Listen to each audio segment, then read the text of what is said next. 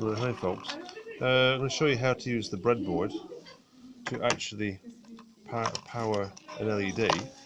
To do that, you're going to need the battery snap, breadboard. We'll use one of the big LEDs, and you have to use a resistor.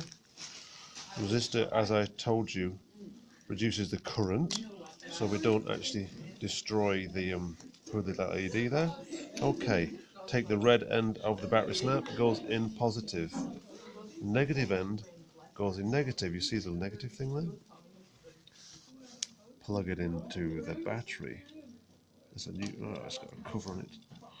I'll do that in a minute. Take the resistor. I just make it like that. You see, so I kind of made it into a bend it quite tidy. Okay.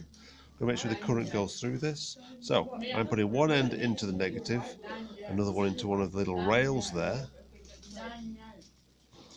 They're quite fiddly, but your little fingers will be able to fix that. Get in the old, there we go. Take our LED. Now you know these are polarized, right? These big ones have got black and red.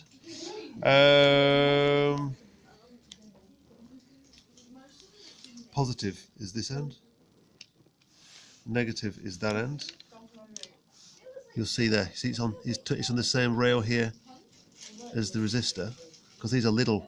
Underneath these breadboards are little wires, and they join those up like so.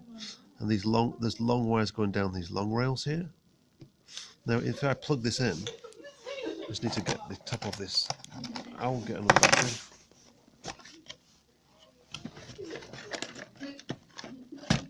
Okay. There you go. Okay.